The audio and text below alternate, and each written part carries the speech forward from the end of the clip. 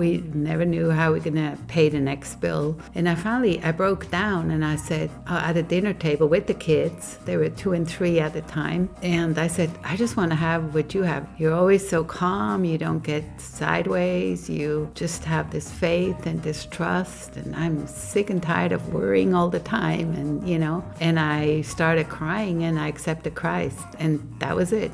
It was like from that day on, I felt like I saw everything through pink glasses and not through gray glasses.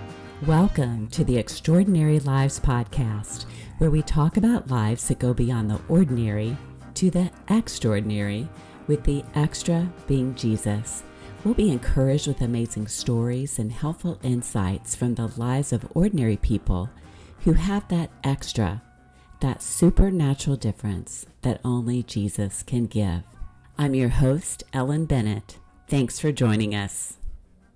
Hi, everyone. I'm so excited to welcome Nicole and Mike Yorkey to the show. I have known them through Seacoast Community Church for many years. They have a wonderful gift of hospitality, a real heart for others, and Nicole has a wonderful candy making business, and Mike has been a writer for many years and has written some incredible stories that I'm excited for you to hear about as well. Welcome to the show. Great to be here, Ellen. Thanks for inviting us. Thanks for having us. Thank you for being here. Well, let's get started. I'd love to hear a little bit about your backgrounds. So tell us a little bit about your families. It's fascinating that Nicole is from Switzerland, and we'll hear more about that. Mike, tell us a little bit about you and where you grew up. Sure. Well, I was born in La Jolla, California. And back then, it was known as the town of the newlywed and nearly dead. Oh, boy. And it was a great place to grow up. My parents didn't have any money. It's kind of a money place now, of course. Yes. But when I was born, my dad was pumping gas at the Texaco gas station on Prospect Street. And they rented a little house behind Harry's coffee shop. And I think they paid $70 a month. Wow. And my dad said he got paid $1 an hour. That is so unbelievable these days, isn't it? Yeah, that he could support a family. But he worked hard those early days because he had to work 6 10-hour days. But then he eventually got into construction and built homes in the La Jolla area and Chula Vista and that type of thing. So I would say that I had a very fun childhood, going to the beach, playing the sport in season, be it touch football or basketball, baseball, and tennis. And tennis became the sport that I really enjoyed. So I got good enough to play tennis at the University of Oregon after I graduated from La Jolla High. And I really thought that I was going to be a sports writer growing up. I started writing sports for the La Jolla Light newspaper, La Jolla High Sports. And I thought, well, this is kind of fun, writing about football and basketball games. And I thought, well, shouldn't be too bad a career if you get paid to watch the Chargers play or something like that, or the Padres, and you get a free hot dog in the mix. So when I went to the University of Oregon, I was a journalism major and started writing for the Oregon Daily Emerald, which was a 5-day-a-week student newspaper. And great training ground, and I got to write stories on deadlines. So I graduated and came back to La Jolla and wanted to get a job, and I had a great in at the San Diego Union Tribune, but there was a recession going on, and they only had one opening for kind of a cub reporter. And I heard that there were 57 applicants. I went down to the last few, and I didn't get the job. So what do I do now? My parents had moved to Mammoth Lakes, California. It's about 400 miles northeast of San Diego. My dad was building spec homes there and that type of thing. And when I couldn't get a job down here, I decided, well, I'm young, footloose, and fancy-free. Why don't I go be a ski bum for a winter? That's great. And so I moved up to Mammoth, and I worked for the ski area selling lift tickets. One day I heard about this Swiss ski racer, and her name was Nicole Schmid. But I thought, well, I heard about her. I never thought I'd meet her. So I'm going to let her tell the story of how we met. Oh, so fun. And before we do that, Nicole, I'd love to hear a little bit about your background. All right, so I was born in Switzerland to wonderful parents and a brother. My brother still lives over there. My parents are deceased, so I don't have them anymore. But I grew up and I went to a trade school, basically focused on languages. That was kind of my thing I was good at. And my dad told me at the time, you need to really be fluent in English to get a really good job. I was like a secretary for different companies in Switzerland, and he says, try to get fluent in English. So I thought, okay, I'm going to be a ski instructor, and my parents were rolling their eyes, thinking, oh, seriously, now she's going to do that? Because I heard from a friend that if you're Swiss certified, you could get a really good job in America, or anywhere in the world, actually. So I applied handwritten letters to 40 ski schools in America and applied for a job. And I also got Swiss certified, which takes a couple of years to do, actually. And Nicole, what does that mean to be Swiss certified? It means you're just being tested. It's a 3-week test. And then if you pass that, then the next year you go to the final. And it's another 2-week thing where, you have to be tested in skiing and how you teach. And you have to also have 4-hour written tests. So it's pretty inclusive. And you have to, study for it. So. And you have to be a really good skier. And you have to be a decent skier. Or you say decent. No, you have to be really good. To be pretty good. So Mammoth was one of the ski schools that wrote me back. And so I told my parents, I'm going to go over there. I said, it's somewhere in Sierra Nevada, north of LA. And so I knew I had to fly to LA and take another plane to go to this Mammoth place. But we didn't know on the map, we couldn't find it. Wow. So, yeah, because Mammoth was so small that it was not on any maps in at Europe. the time, And so I got to Mammoth, and just before I was going back, so I had a visa. They gave me a visa and everything until end of March. But then I had to leave the country again. And so it's March, and I'm getting kind of ready going back home soon because my visa is up. And my dad sent me some money and said, hey, can you buy me a couple of tennis rackets? And with the rest of the money, you can buy yourself some because they happened my birthday. So I asked around, where could I buy tennis rackets in Mammoth, where there's all these snow walls, everywhere. And they said, call Mike Yorkey. And so I thought, okay, I'll call Mike Yorkey. And when I was on the phone with that guy, he was the nicest man, and he was just so sweet. And he says, oh, I'll come over and I'll show you rackets I have. And I ended up buying 4 rackets. And the rest is history. Actually, we went out 2 days later on a date, and been married now 43 years. So that was 44 years ago. Wow. Yeah. So fun. Yeah. Do you have anything to add to that story, Mike? Well, obviously, for me, it was love at first sight. She had this cute Swiss German accent, and she wore a beret and the whole thing. But I soon learned how talented she was. English was her 5th language. Wow. She spoke the others fluently. And so what I did was, I was not doing any writing at the time, so I wrote her. And when she went home for the summer, I said, well, I'll write you every day. And it's kind of like, yeah, sure, type thing. But I even started writing her before she left the United States because I knew the letters took 7 days to get there. So I wanted her to have some letters when she arrived. So I basically tell her about my day. I was running a little tennis camp during the summer and working for the ski area and in selling real estate during the winter, but I was really bad at selling real estate. But I had some of my dad's listings. He had some condo projects and that type of thing. So then when she came back, I asked you to marry. Over the phone. Over the phone, I didn't want to lose her. And back then, it was $1 a minute to call Switzerland. Wow.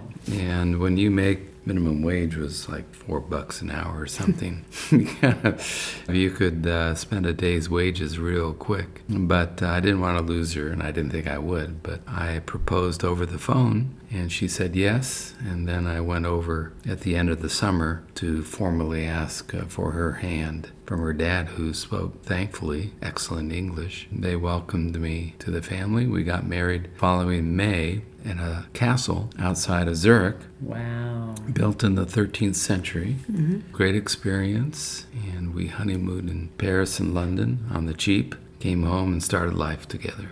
That's fantastic. Yeah.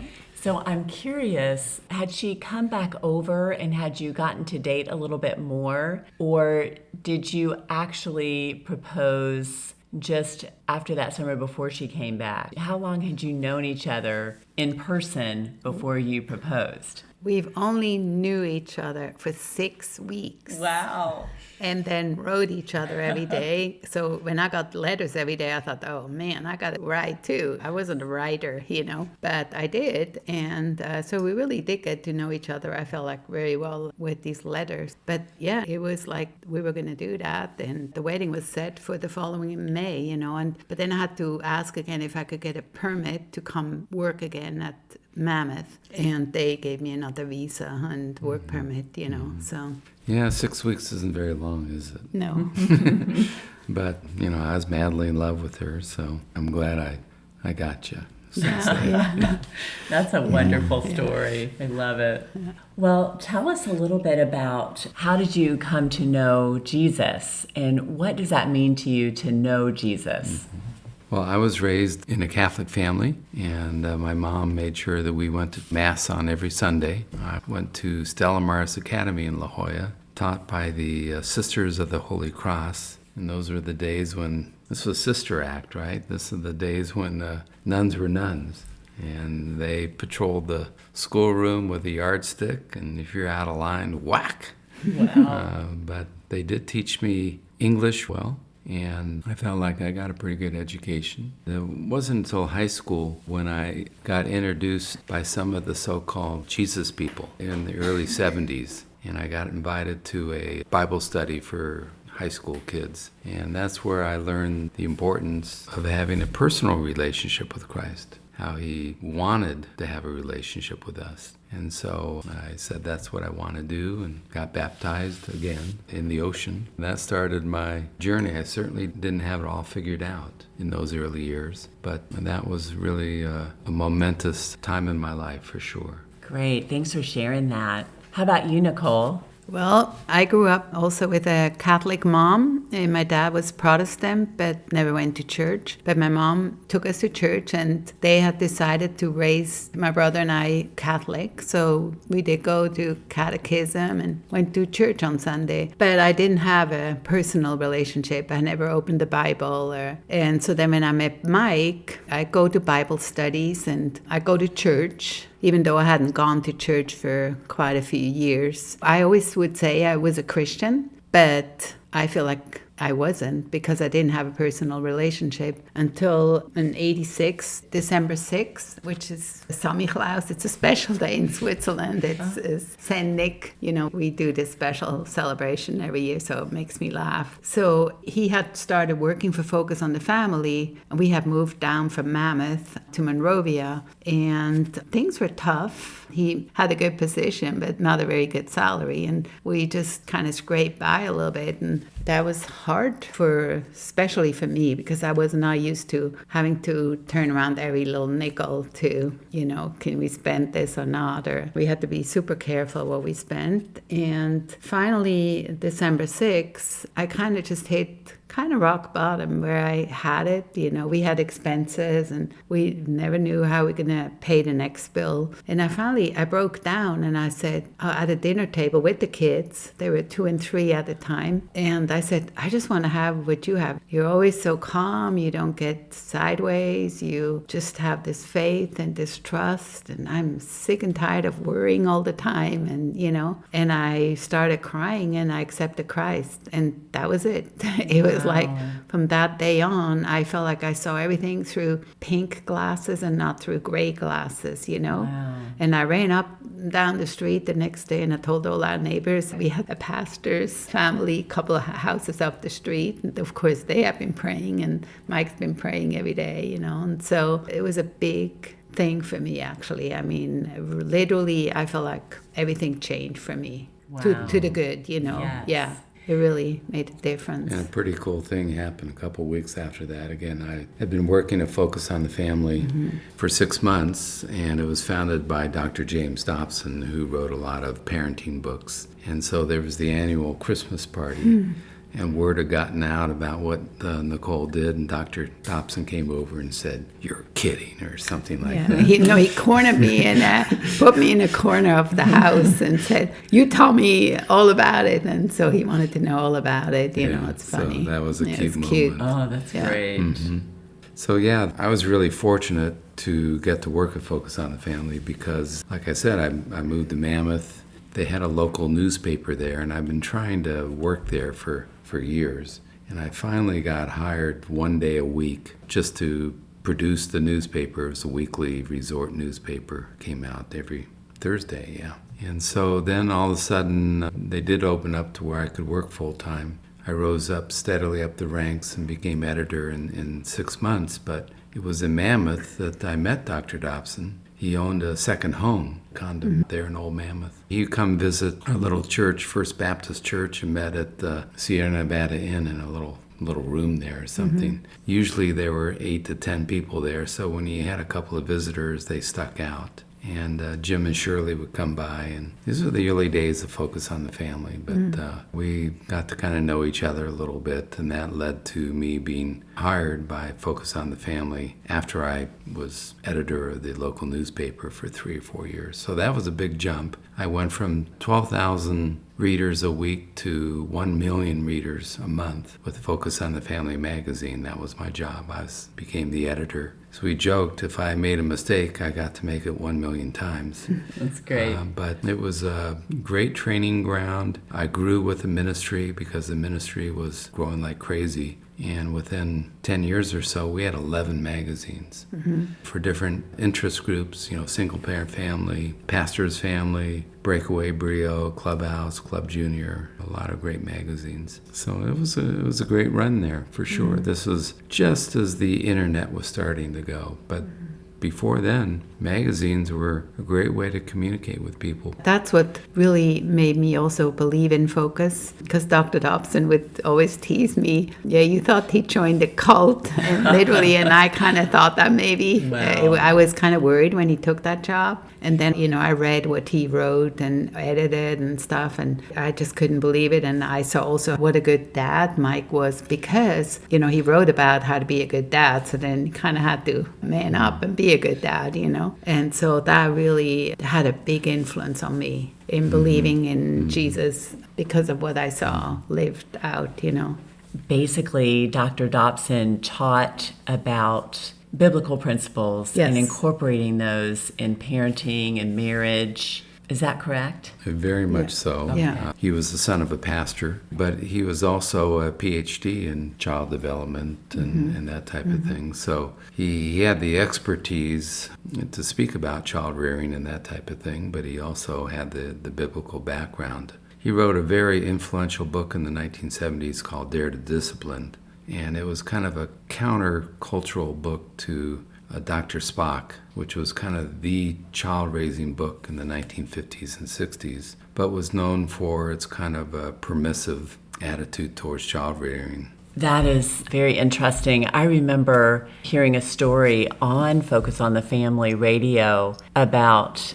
a child whose mom didn't discipline him, and from then on he didn't have any respect and didn't really obey her after that. And that was just a shocking story to me, and I thought, okay, this is really important. And I think of the New Testament in Hebrews where it says that it's because God loves us that he disciplines us. He knows what's best for us. And when we're going against his ways, then we're really going onto a destructive path, a path that's not good for us. So as a parent, it's really our job to help train our children to go in that right way, in that best way. That will also protect them. So it's really always done out of love.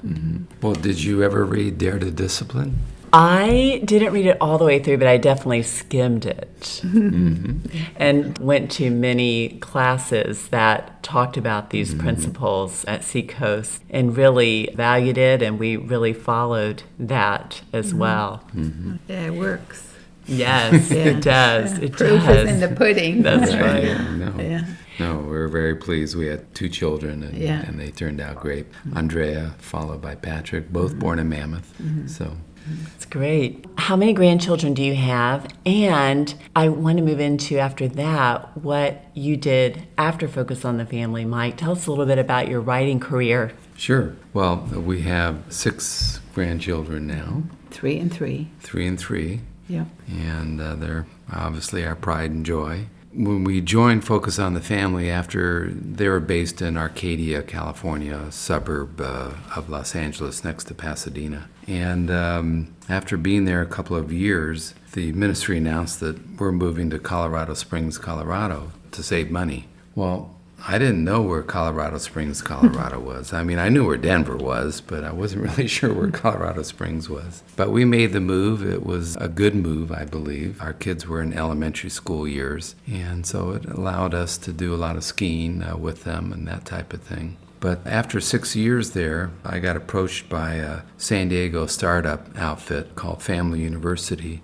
about being an editor of their publications or something like that. So our kids are about to enter high school. If you're going to make a major move like this, now's the time to do it. I'd been at Focus 11 years. Also, it was a chance to move back to San Diego, where I grew up, and of course loved it and still had friends. And we had a good friend, Rolf Bernerschke, who I had been writing his autobiography on the side while I was working at Focus on the Family. He always had to have a little side gig to bring in some extra money. We told Rolf about this opportunity. He put his thumb in our backs. So they say, no, you got to come and all this. We prayed about it, felt like we saw nothing but green lights, and made the move in 1997. And Rolf said that he went to Seacoast Community Church, and we're happy there, so we went with him, and we never church shopped. We've been there since then at Seacoast. And an interesting thing happened with this Family University. They ran out of money after 4 months. Well, they only had like 3 employees, but we were in escrow for a house. The last paycheck was the last 2 weeks of December, and this was in February, and they said, well, can you show a paycheck up through the end of December? Well, we could. But, in February, I hadn't got a paycheck for 6 weeks, and the escrow is supposed to close in March, so what do? And I figured that the best way to kind of get back pay, which we were hoping to get, was to keep working at Family University and hope that they either got new investors or turned things around. So we, in faith, closed escrow and moved into the house. And that was a period where real estate prices were rising. So I thought, well, the worst case scenario, if we have to sell it in 6 months, we're not going to lose money. And our kids were going to Santa Fe Christian based on this very healthy salary that Rolf helped me negotiate. Well, all of a sudden, after about 2 months, our reserves are out, and Santa Fe Christian, where they were going to school, kind of had a way of expecting to be paid each month. Mm-hmm.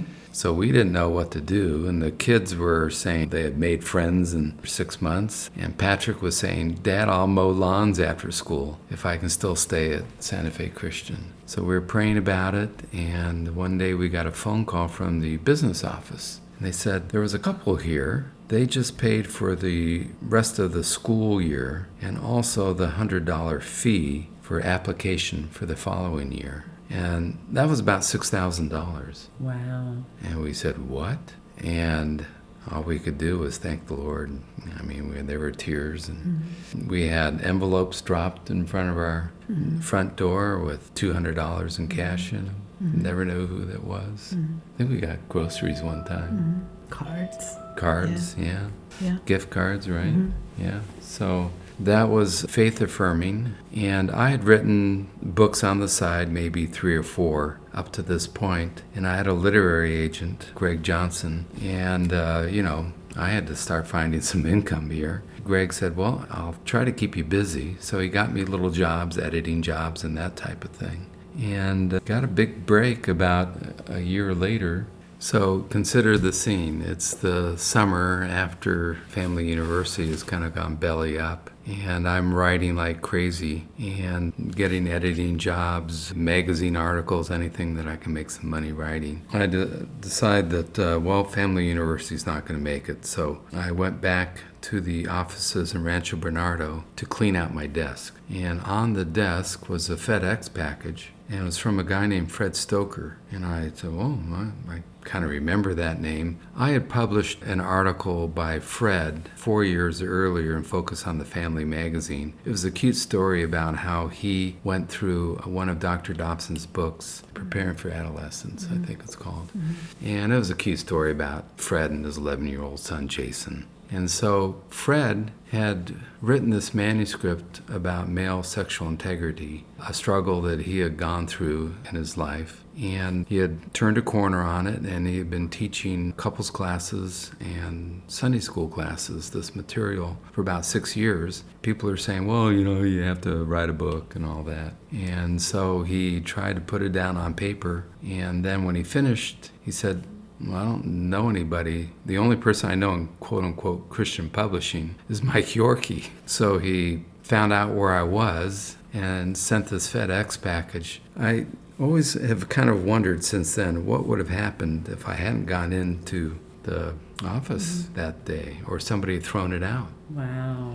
So I looked at it and I saw the great teaching and everything. It was 90,000 words. It was wordy and needed to be kind of rewritten. I said, Fred, I'm scrambling here. I got to charge you. And he said, fine. I said, well, I'll tell you what. I'll charge you $5,000, but there's a good chance that this book will never get published. Well, he was a father of 4, regular business guy. He didn't have a lot of extra money. He said, fine, I'll send you $2,500 to get started. So I did my thing, and I think I took it down to $55,000 and moved things around. And then I sent it to my agent. He read it and looked it over, said, hey, this is pretty good. Who's Fred Stoker? Well, I had to go through the whole story again. So then Greg took the manuscript over to Waterbrook Press, and they were located in Colorado Springs, where Greg was.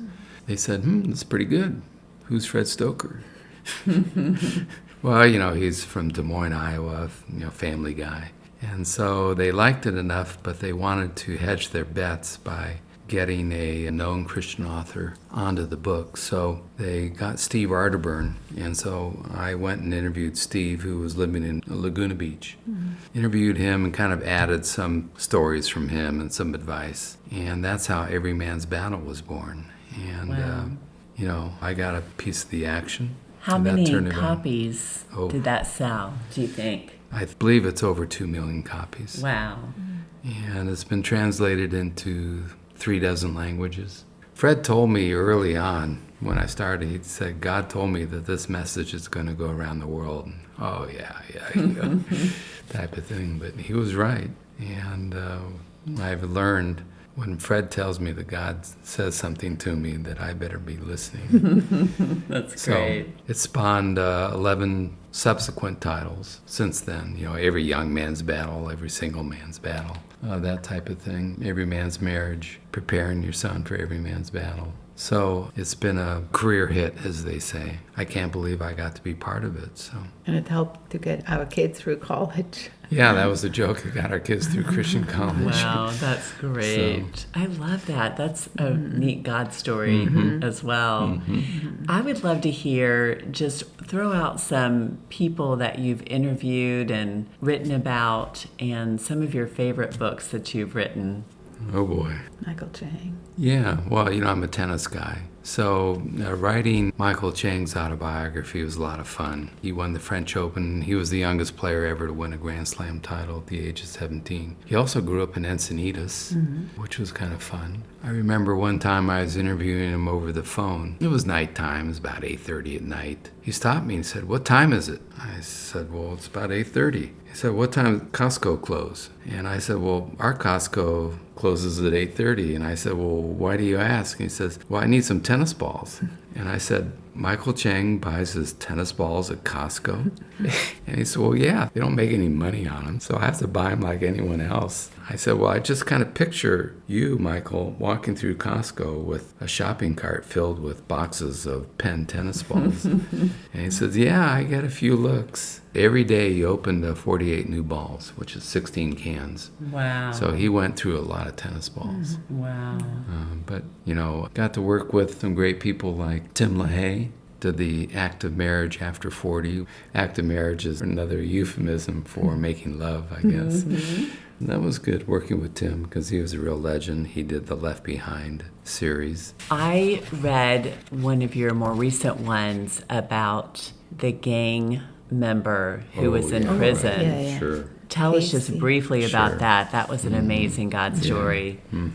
Another book that I'm really proud of is The Shot Caller by Casey Diaz. I wrote the book for Casey in first person. So imagine there a La Jolla kid grew up on the Beach Boys, having to get into the head of a Latino gangbanger, growing up on the tough streets of Pico Rivera area of downtown Los Angeles. Casey was fantastic to work with. I love that guy. And he spoke mother tongue English, which really helped. His story in a nutshell is that he was one of the meanest, baddest gang members on the streets. Eventually, you either get killed or sent to prison. He got sent to prison. And it was in prison that he met God in an incredible way. When he became a Christian, as a shot caller in prison. Now, the term shot caller means that when you go to prison and you're in the gang, for instance, all the Latino gang bangers, when they got into prison, they were trying to kill each other before they got there. But when they get into prison,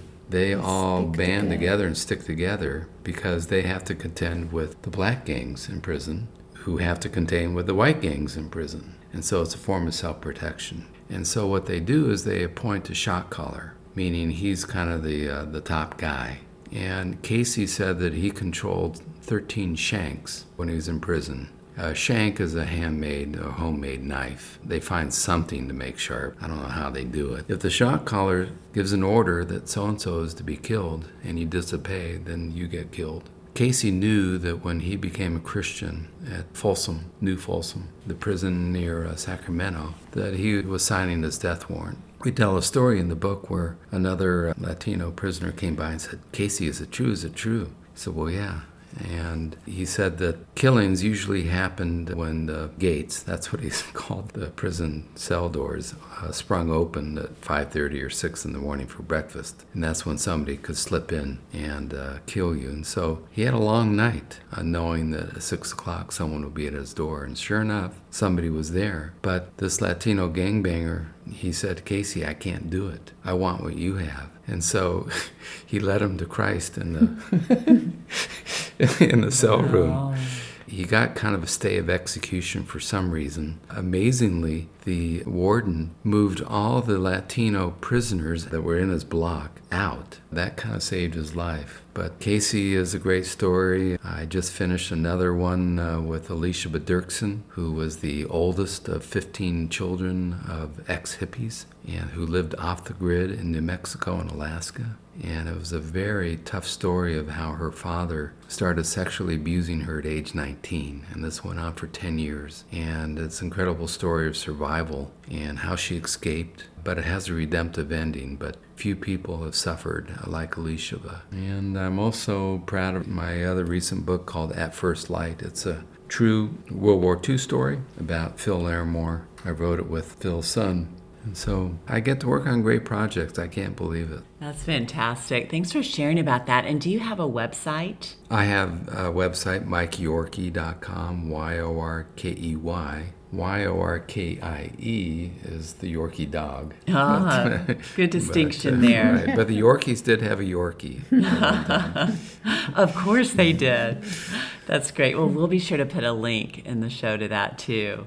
Well, Nicole, tell us a little bit about your business and how that got started. Okay, well, it's a God story too. I was making granola and I gave it to a friend of mine who invited me to go to watch a tennis match, the pros at La Costa. So I thought, well, I'm going to give him some granola as a thank you. I went with the wife, but the husband I knew from tennis, and I would play a lot of tennis with him. And actually, Andrea, before she went to college, we played a lot of mixed doubles, 2 guys and 2 girls, and because I wanted her to get a little tougher. And so I asked 2 guys to play with us. And after he had the granola, he said, "Oh, you have to make this." And I'm like, "I'm not going to make granola." And he goes, No, you don't understand. You really need to sell this. And long story short, he really pushed me and said, "You have to do this." And he invited a bunch of CEOs of big companies come over and try my stuff. Yeah, it was really Sprouts has weird. to have it. Wow. You know, and introduce my products and stuff to them and,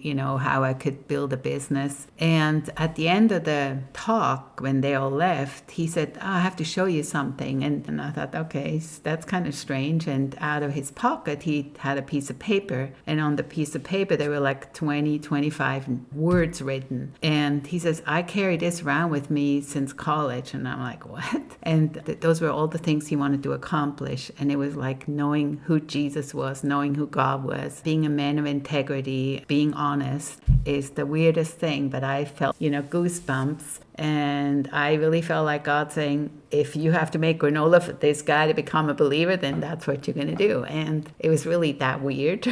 And so I said, okay, I'm going to make granola. But he wanted me to get big, kind of. And I felt from the very beginning, I felt like, no, it's whatever God has for me, I felt like I was just fine in my home and doing my granola. And then, of course, people said, well, you got to make chocolates and you got to do this and you got to make your cookies and you got to do your truffles. And that's how I started. Yeah. Okay. But it was really to Tom. We just wrote him today, right? So we're checking on him. Yeah. And with that piece of paper that he had, how did you feel like your business contributed to that?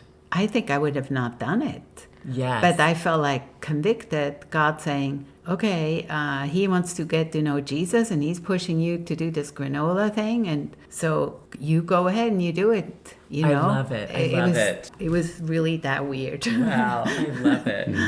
I really didn't want to do it, but I changed my thinking right there, literally 180 degrees. I'm like, okay, fine. How bad can it be to make granola, That's great. I like it now, Yes. So tell me a little bit about how much you sell every year. I know this is the big push, especially for Christmas.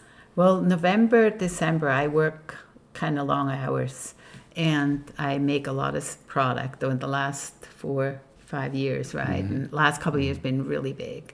And I sell you make great gift baskets. Yes, and box of chocolates for people, for their employees or, doctor's offices or clients. So even galas, right? Yeah, and parties. exactly. Santa Fe Christian might have a gala and they asked, for a box of chocolates for everybody. Or it's really. And I do have to say, at Haley's wedding, she gave away some chocolates to all of the guests at the reception, which were a huge hit. Yeah. So I forgot about that, but you're right. No. And while I'm thinking of Haley, Mike has such a heart for being a mentor, and you really mentored Haley through her writing a book about an Indian man that she met when she was over in India. Yes. And I believe that is about to be published soon. Fantastic. So very exciting. She has labored long in the field on that one. That was a tough one. Well, and I was the one when Haley was in India and writing her newsletter. I was reading it and I ran to Mike and said, you need to read this letter. This girl is really good. This is really good stuff, So we were very impressed. She's a natural talent, but, we need good young Christian writers coming up. So I'm pleased that she's finally reached the point where we can get the thing in print. Yes. And I'm cheering her on. I hope I said it's a lot of work.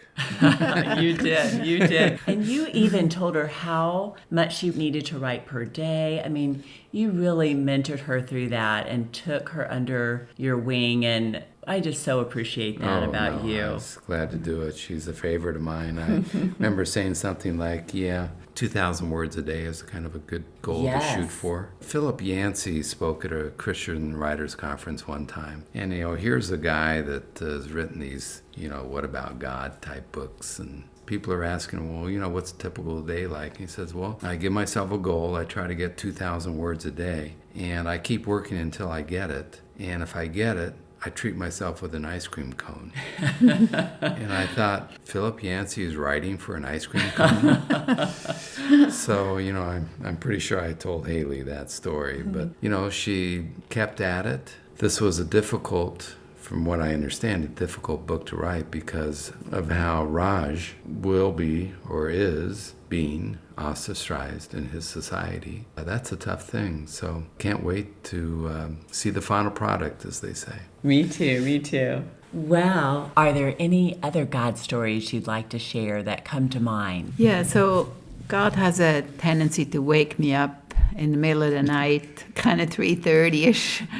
And he told me, you better go over there to Switzerland and you bring your parents a Bible. And it was when the Left Behind book had just been out for a little bit. And in the morning, I told Mike, well, God woke me up. And I mean, we didn't really kind of have the money to have me fly to Switzerland.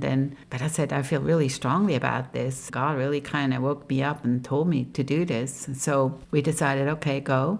So yes, I went over there and I brought them the Bible and I brought them the Left Behind book in German. And my mom was really angry and she was like, how dare you come over here from America and you think you know everything and I'm not going to read this. And, I don't know if that Bible was ever opened because we found it later on. And then in 2002, my dad died. And Very suddenly. Very suddenly, actually. Yeah, he had a heart attack driving into the garage and we were cold and I ran over there right away. At first I felt like I should maybe talk at the funeral, but I had no idea what to say. I'm not a public speaker, as you can probably tell. But God woke me up again 3:30 in the morning and I got a pen and a papers, and I just started to write like furiously. The weirdest thing was, normally I would write down in German, but it was all in Swiss German. And normally we don't write too much in Swiss German, but I wrote everything in Swiss German. And I would just write down pages and pages and pages what I wanted to share at the church. And when I went to talk to the pastor the next day, I said, well, I have a question. Are you going to share the gospel at the funeral? And it was a Protestant church. And that I even would have the guts to even say that. I have no idea what overcame over me, but the pastor said, yes, I will. And I said, okay, because that's really important to me. Otherwise, I will. And so I did. I was very sure of myself talking up there. I wasn't even crying. It was kind of most put together I've ever been.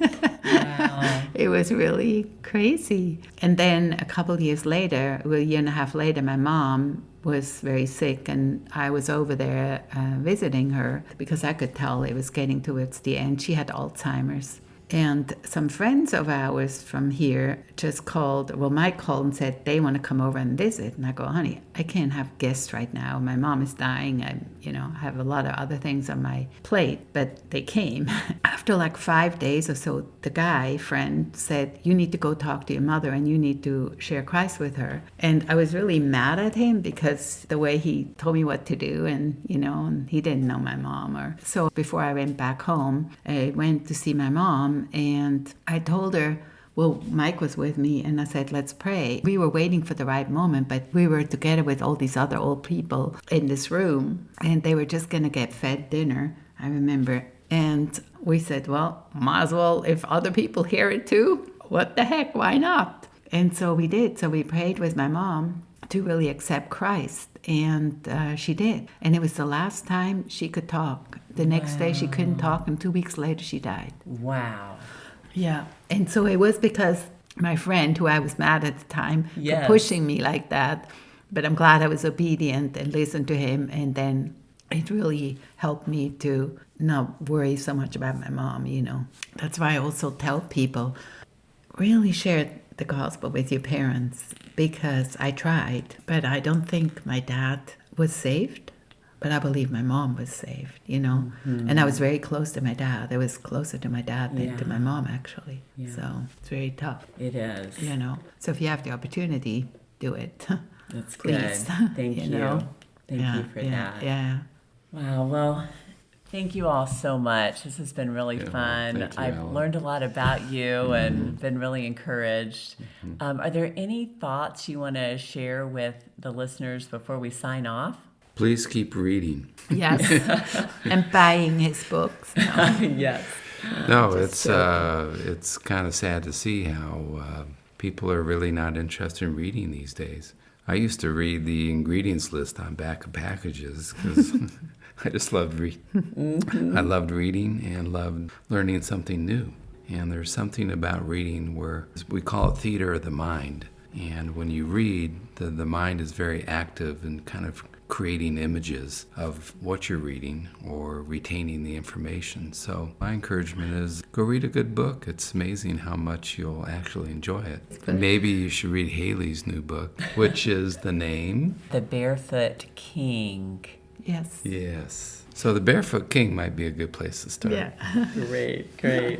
Or one of Mike's books, of course. Nicole, any final words to mention? I think you ended on great ones, just with go tell your parents, go tell others about the Lord. Don't be afraid. Yeah. Talk to them. That's good. Yeah. And it seems like, boy, God's supernatural power just really was at work in your life. God, Yes. Because if He wakes you up He really at helped you. 3:30, Yeah. He helped me a lot. Yeah. At least I felt like I never really felt guilty for not doing it or being obedient. I really tried. I can't change somebody's mind, but I can try to tell them about Jesus, Yeah. I love it. Yeah. All right. Well, thank you so much.